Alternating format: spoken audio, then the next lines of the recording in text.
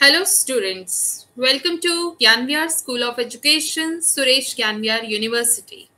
I'm Dr. Sonia Kaur Bansal and today I will be teaching you the topic research methodology and its basic concepts. I will be introducing you with basic concepts in research.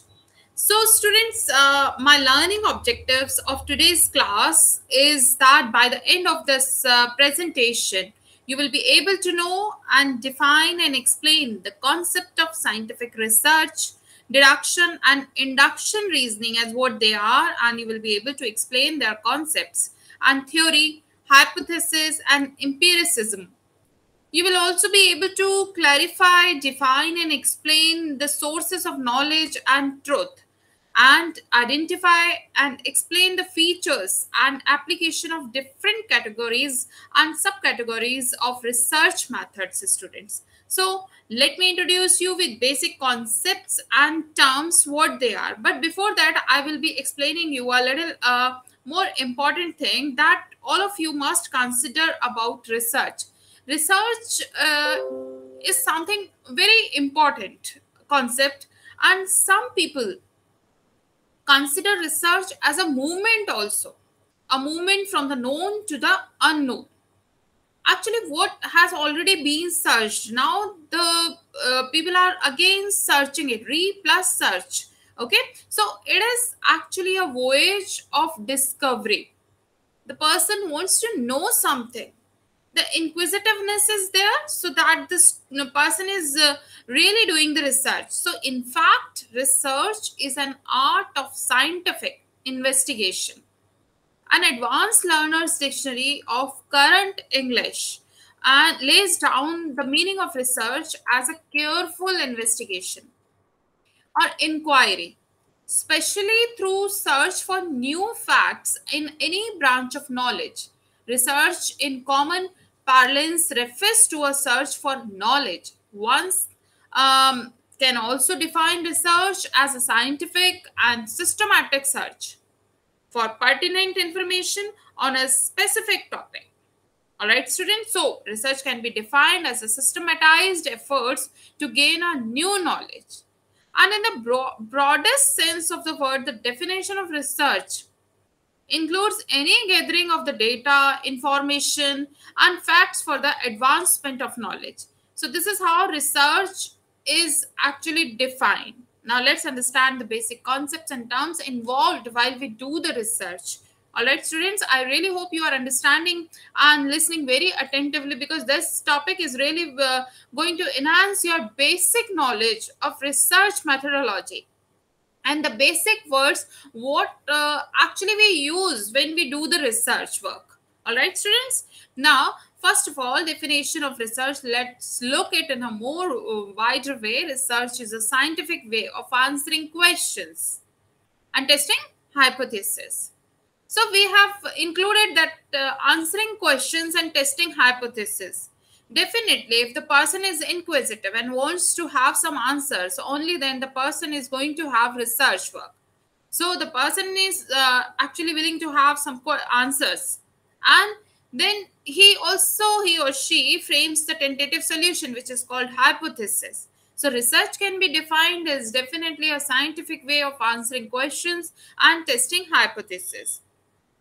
Another way of defining research can be research is the systematic and objective analysis and recording of controlled observations that may lead to the development of generalizations, principles, theories, resulting in predictions and possible control of events.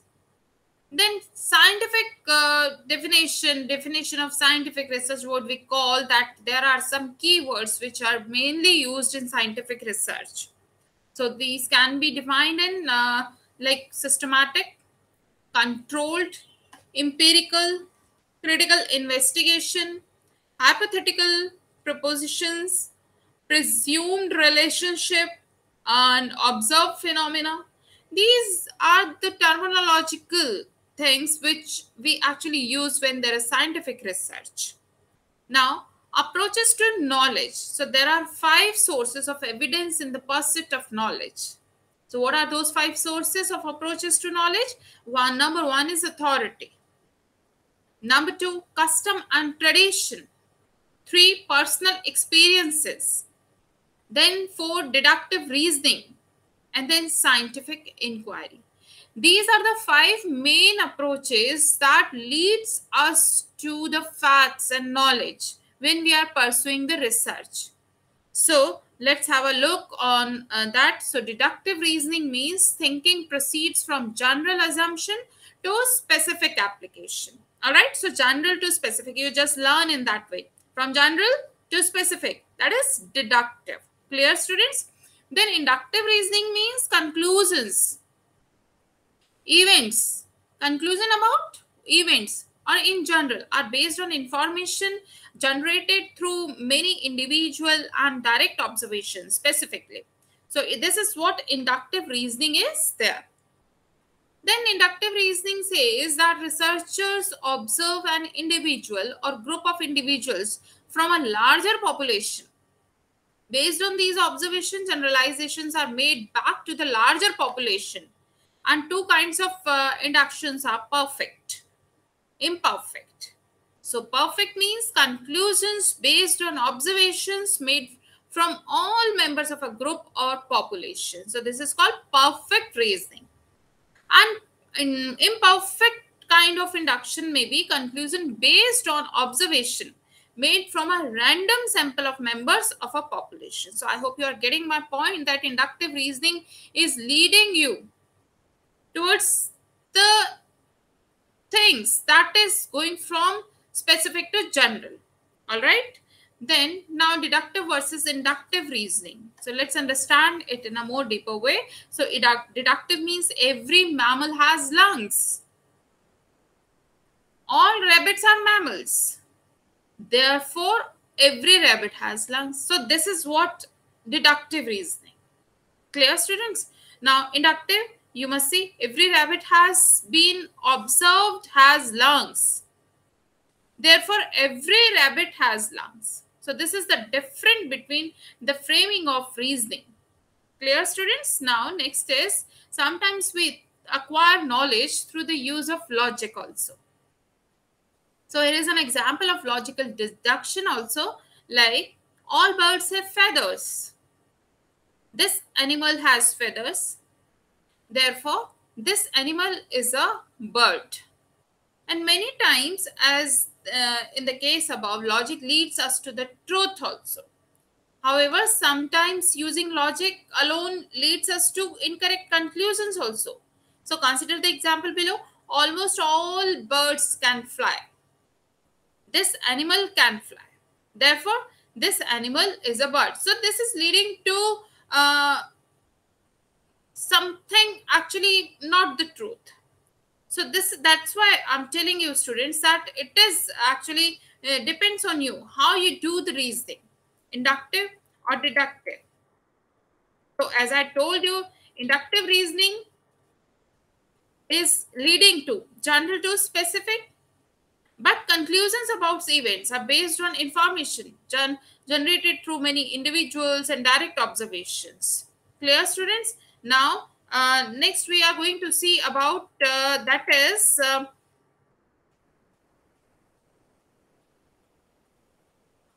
deduction and induction.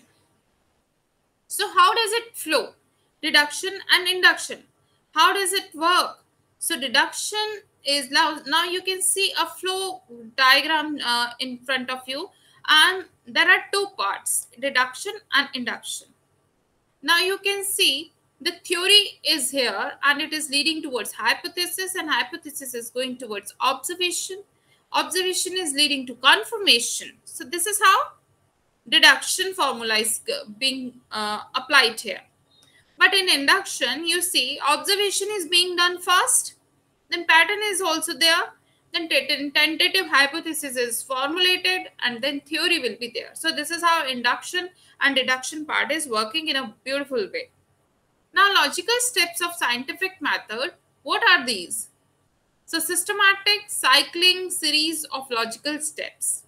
Number 1, identifying the problem. You have to identify the problem, what kind of research you are going to do. what area you are going to choose. So identify the problem first of all, either it is of your choice or it is based on contemporary relevant issues that you have taken that is very necessary for the society benefit.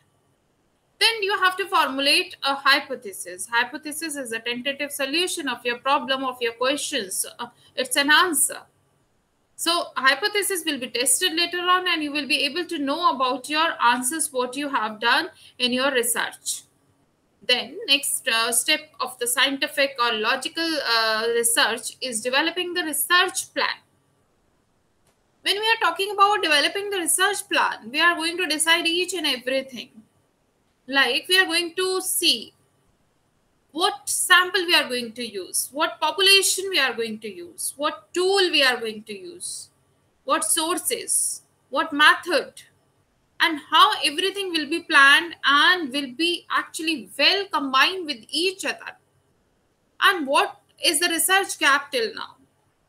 You will be having a clear idea about reviews of related literature. So you will have to develop the research plan accordingly. You will actually plan how you are going to collect the data step by step in this step.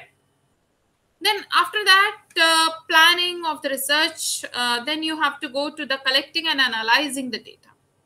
What is your sample of data, population of data, and then tools what you are already using, and then statistical treatment that you are going to give to your data. So collecting and analyzing an important part because it will give you the solution of your questions. So collect the data appropriately, whatever the sample you have chosen, and then whatever the results have come, you analyze that according to the manual. All right, students. Now, next then step is about interpreting results and forming conclusions. This is how all the logical steps of scientific research are formed in that way. Now, see this basics of research, students, closed loop conceptualization of the research process. Drew Hartman. New questions arise. There is a question in my mind that why the particular thing is affecting the another thing. And for knowing this, I have to do some research. So new question arises and then question is identified. Then hypothesis is formed and research plan is here and then data is collected and the results interpreted. And again, there is a new question from my research. So this is how this closed loop conceptualization of the research process, which is given by Drew Hartman, is really very important for all of the research aspirants. Now, theory versus hypothesis. Let's get the difference. Why? What is theory and what is hypothesis? So hypothesis is a belief or prediction of the final outcome of the research. Concrete specific treatment about the relationship between phenomena based on deductive reasoning. And theory is a belief or assumption about how things relate to each other. A theory establishes a cause and effect relationship between variables with the purpose of explaining and predicting phenomena based on inductive reasoning. So this is how the difference is there. As you know, the hypothesis is a prediction, a tentative solution. But theory is a belief or assumption about anything or how things relate to each other. Theory has already been established. A theory established a cause and effect relationship between variables, 2 or 3 variables, with the purpose of explaining and predicting phenomena based on inductive reasoning. Clear, students? Now, let's see how hypothesis theories and laws work in an ideal world. So hypothesis forms the theories and theories forms the laws. Now empiricism. So what is empiricism? That is, empiricism is acquiring information and facts through the observation of the world. So empiricism is something, students, that goes to the particular thing, and that goes to the actually what is in that form, in a practical form. So this is how it is actually related. So empiricism is acquiring information and facts through the observation of our world. And then pragmatic observation. Pragmatic observation means developing theory through experience and observation. So experiences, practical knowledge is really required when we are talking about pragmatic observations. The history person is not experienced, but the science person has to experience few practical assessments. Only then he will be able to conclude some results. So this is how the theory is developed.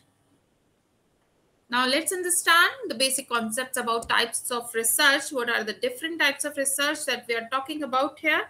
Now research classifications have been given: basic research, applied research, then system. This is actually divided into three types of system: 1 to system 2, system 3.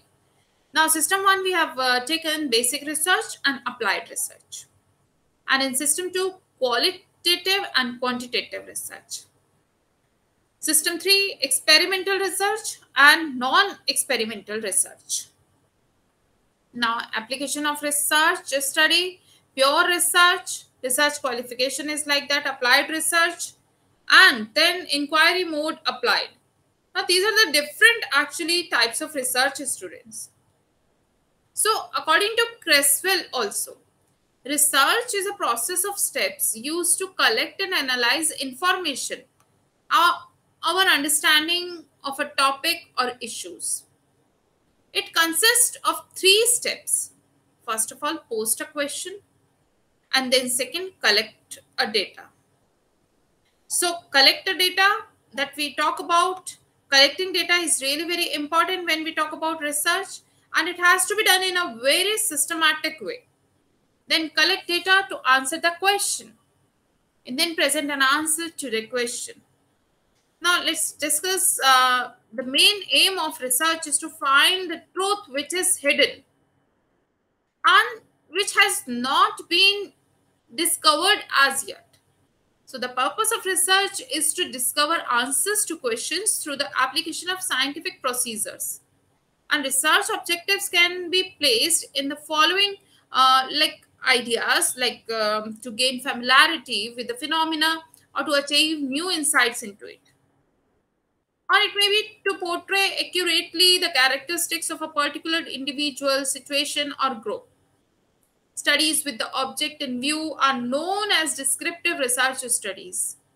And then thirdly is about to determine the frequency with which something occurs or which it is associated with something else. So its studies with the object in view are known as diagnostic research studies. And then it is important to test a hypothesis of a causal relationship between variables. All right, students. So this is how it is working. Now, students, let's understand further that research is something that is conducted by educationists. And it is really very important when we talk about future generations. So future generations are always talking about the good way of doing the research, and they will be able to do that only on the basis of when we are doing the correct thing. Clear, students? So this is how our research is actually explained in a more detailed way. So systems are explained to you. Now research classification is done on the basis of application of research study, pure research, and applied research. Secondly, objectives in undertaking the research: descriptive, correlational, explanatory, or exploratory. So these are the types of research according to the objectives of undertaking the research. Then let's see inquiry mode employed in research. So structured approach, unstructured approach is taken in this classification. Now let's understand application of research study. So what it is? So from the point of view of application, there are 2 broad categories of research: pure and applied research. Pure and basic research. It involves developing and testing theories and hypotheses that are intellectually challenging to the researcher, but may or may not have practical application at the present time or in the future. So the knowledge produced through pure research is sought in order to add to the existing body of research methods. Clear, students? So this is how application of research study is also done. Now let's understand applied research. Applied research is done to solve specific practical questions of day-to-day life. Now, like for policy formulation, administration, and understanding of a phenomena. It can be exploratory, but it is usually descriptive. It is almost always done on the basis of basic research. Clear, students? Now, let's have a look on basic and applied research. So, what is the basic and what is applied research? So, when we talk about basic research, it is related to pure and fundamental research. And applied research is the central purpose to solve an immediate problem that if we are having a solution, we want to apply it immediately so that the problem can be solved. Then in basic research, discovery of new knowledge is done, theoretical in nature it is. But in applied, improved products or processes. Then infers beyond the group of situations studied. And in basic research, it takes many years for the results of basic research to find some practical utility. And applied research interpretation of results relies upon basic research as well. Now let's understand objectives of the research. So what are the objectives? Descriptive, correlational, and explanatory. These are the objectives of the research. Descriptive, correlational, and explanatory. Now, first of all, let's understand about descriptive objectives. So, descriptive research attempts to describe systematically a situation, a problem, phenomena, and this is really very important for anyone who is a research scholar to know that descriptive research attempts to describe systematically about a situation, problem, phenomena.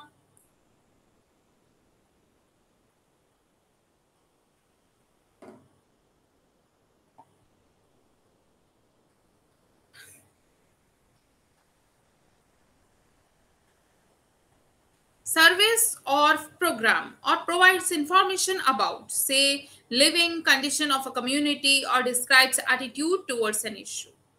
So students, descriptive research refers to research that provides an accurate portrayal of characteristics of a particular individual situation or group. So descriptive research is also known as statistical research in its terms. Clear, students? Now, so this is how next is I'm going to talk about descriptive studies are a means of discovering new meaning, describing what existing in the real situations. It is also determining the frequency with which something occurs, how it is occurring, in what way, and categorizing information. So descriptive research deals with everything that can be counted and studied, which has an impact of the lives of the people it deals with. For example, finding the most frequent disease that affects the children of a town. The reader of the research will know what to do to prevent that disease. Thus, more people will live a healthy life. And what are the advantages of this descriptive research? So firstly, the people individual studied are unaware so that they act naturally or as they usually do in every situation. So it is less expensive and time consuming than quantitative research. Collects a large amount of notes for detailed studying as it is used to describe and not make any conclusion as it is a start to research with it. Then disadvantages, if you look at them, descriptive research requires more skills about anything and does not identify cause behind phenomena. So response rate is low in this research. People do not give the response. So results of the research can change over the period of time. So whatever you have done research, you have done so much expenditure in your data collection. So it may be changed after a few time. Now let's understand the next type of research, that is correlational research. So correlational research refers to the systematic investigation or statistical study of relationship among two or more variables without necessarily determining cause and effect. For example, to test the hypothesis listening to music lowers blood pressure levels, there are two ways of conducting research. Experimental group samples and make one more listen to music and then compare the BP levels also. And survey asks people how they feel, how often they listen, and then they can be compared as well as. Now let's have a look on the advantages of correlational researches. First of all, it can collect much information from many subjects at the one time and can study a wide range of variables and their interrelationships. So study variables that are not easily produced in the laboratory. But there are some disadvantages also, as the correlation does not indicate causation. Cause and effect relationship is not established in this. Secondly, problems with self-report method is also here. Then we have come to the explanatory research type, and explanatory research means attempting to clarify why and how there is a relationship between two or more aspects of a situation or phenomena. So you are going to explain each and every dimension of a situation. So exploratory research is undertaken to explore an idea where little known or to investigate the possibilities of undertaking a particular research study, feasibility study, pilot study can be done. So in practice, most studies are a combination of the first three categories. Now let's understand about inquiry mode of research, and it is done in two ways, like structured approach and unstructured approach. And what is the structured approach? Let's understand it. So the structured approach to inquiry is usually classified as quantitative research. And here everything that forms a research: process, objectives, design, sample, and the questions that you plan to ask of respondents is predetermined. It is more appropriate to determine the extent of a problem, issue, or phenomena by quantifying the variation as well. Now, unstructured approach. The unstructured approach to inquiry is usually classified as a qualitative research. And this approach allows flexibility in all aspects of the research process. And it is more appropriate to explore the nature of a problem, issues, or phenomena without quantifying it. So main objective of this research is to describe the variation in a phenomena, situation, or attitude. And in many studies, you have to combine both qualitative as well as quantitative approach in both ways. Clear, students? I hope you are understanding very attentively. Now, let's have a look on the quantitative and qualitative type of research. So these are the basic concepts that you must understand if you are proceeding to do a research. So let's understand quantitative first of all. As you can see, this is numerical and measurable data is here in front of you, and traditional or positivist approach is here, and clearly stated questions are here. Rational hypotheses are also formed. Developed research procedures are adopted. Extraneous variable controls are here. Large samples are taken in quantitative research. Traditional and statistical analysis can also be done. Now, become to the qualitative approach. So, generally, non-numerical data is here. Typically, anthropological and sociological research methods. Observations of a natural setting is done. So in-depth descriptions of situations, interpretive and descriptive is also done. So this is how qualitative and quantitative both are different in nature. One is deciding about numbers and the another is non-numerical data. And typically when we are talking about anthropological and sociological research methods, so qualitative research is there. So there is an observation which is done completely in natural settings. Clear, students? So see the methodology and data collection approach. Methodology can be applied qualitative, quantitative, and qualitative. So qualitative exploratory focus group is there, quantitative survey is there, and qualitative again a test personal interview can also be done.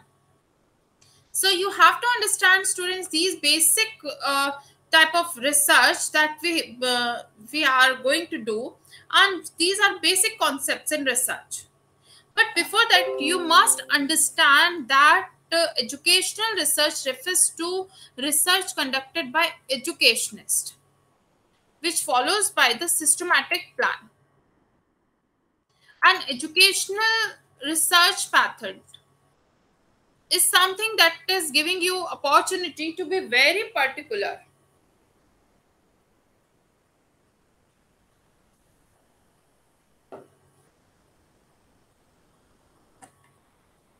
In the actually quantitative design approach educational phenomena through quantifiable evidence, and it often rely on statistical analysis of many cases, or like a cross intentionally designed treatment is in an experiment to create valid and reliable general claims. So related to quantity. So qualitative designs emphasizes understanding of educational phenomena through direct observation, communication with participants, or analysis of text, or may stress contextual and subjective accuracy over generality. And related to quality educational research is the scientific study of society, we know it, and more specifically, educational research examines a society's attitude, assumptions, beliefs, trends, stratification, and rules. So, the scope of educational research can be small or large, ranging from the self or a single individual to spanning an entire race or country. So educational research determines the relationship between one or more variables. Educational research may be defined as a scientific undertaking which by means of logical and systematized techniques aims to discover new factors, verify or test old facts, analyze their sequence, interrelationship, and causal explanation which were derived within an appropriate theoretical frame of reference. So develop new scientific tools, concepts, and theories which would facilitate reliable and valid study of human behavior. So researchers' primary goal, distant and immediate, is to explore and gain an understanding of human behavior and thereby gain a greater control over time. Now, when we talk about objectives of educational research, so it is a scientific approach we have discussed of adding to the knowledge about education and educational phenomena. So, knowledge to be meaningful should have a definite purpose and direction. The growth of knowledge is closely linked to the methods and approaches used in research investigation. Hence, the educational research must be guided by certain laid down objectives enumerated below. Like I'm going to tell you, development of knowledge first of all. So, education helps us to obtain and add to the knowledge of educational phenomena. This is the most important objective of educational research. Secondly, I'm going to tell you that is scientific study of social life. So, social research is an attempt to acquire knowledge about the social phenomena. Man being the part of the society, social research studies human being as an individual, human behavior, and collects data about various aspects of the social life of man and formulates law in the regards. Then welfare of humanity, if we talk about, the ultimate objective of educational study is often and always to enhance the welfare of humanity. No scientific research makes only for the sake of study. The welfare of humanity is the most common objectives in education. Then next is about that I'm going to tell you that classification of facts can also be done in educational research, and it is actually aiming to clarify facts. The classification of facts plays an important role in any scientific research. So the ultimate objective of many research undertaking is to make it possible to modify the behavior or particular type of individual under the specified conditions. So in educational research, we generally study the educational phenomena. Whatever is going around in educational environment, events and factors that govern or guide them. Now, but there is a good, there should be good criteria for selecting the research problem and what it should be. That is really very important point. And any observer or any researcher must observe some important points inscribed in selecting the research problem.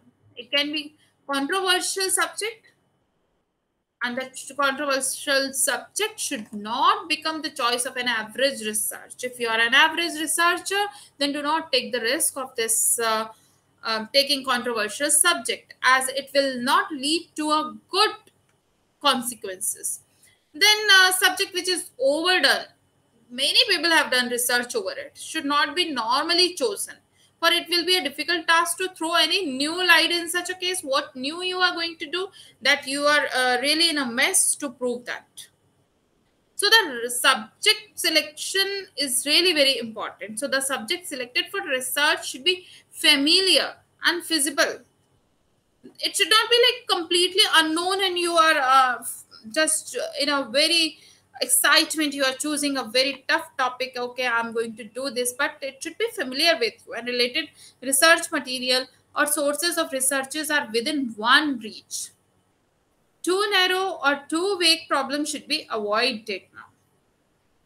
Now let me tell you about how should be a good research title as well. So avoid ambiguous word, avoid dual meaning word, catch the reader's attention and interest, and then describe the content of the paper as well. Simple, sharp, and short. So these are the basic concepts in research that you have to use. So you have to take care of the literature review. So what is a literature review? The literature review is something, review of existing literature. Already work done on that related to the research is an important part of any research. So it is essential to put the research work in overall perspectives and connect it with the earlier research work. So this is how it is very important. Earlier research work built upon collective intelligence and wisdom already accumulated by earlier researchers. So it significantly enhances the value of any research papers. Clear, students?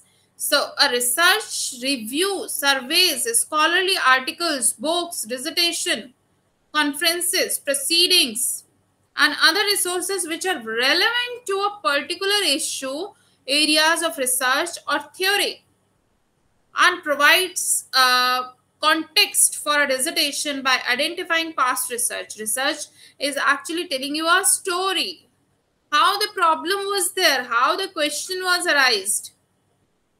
So how it arose. So then existing literature help us identify we are in a story currently. It is up to those writing in a dissertation to continue that story with new research and new perspectives, but they must be familiar with the story before they can move forward. So technique for this purpose involves the undertaking of the some stops that generally one after another. So first of all, statement of the problem in a very general way it is given. Then understanding the nature of the problem is also given. Then surveying the available literature, developing the ideas through discussions, rephrasing the research problem into a working proposition. So this is how literature review is as well important, and Aims and objectives of the research must also be very clear. And objectives must be that to access your chosen subject, respondents, units, good services, approach the literature and theoretical issues related to your topic which you have chosen for the research. And it is really very important for you to be concise and brief in your work. Be interrelated. The aim is what you want to achieve, and the objective describes how you are going to achieve that aim. Clear, students? So be realistic about what you can accomplish in the duration of the project and the other commitments you have as much as you possible. So deal with ethical and practical problems in your research and develop a sampling framing and strategy or a rationale for their selection as well. Then develop a strategy and design for data collection and analysis. So that's how your research will be beautifully conducted. And then hypothesis must be framed properly. Hypothesis means it's a logical supposition, a reasonable guess, an educated conjecture as well, a tentative solution. And it provides a tentative explanation for a phenomena under investigation, whatever you are doing that. So a research hypothesis is the statement created by the researchers when they speculate upon the outcome of the research or experiment.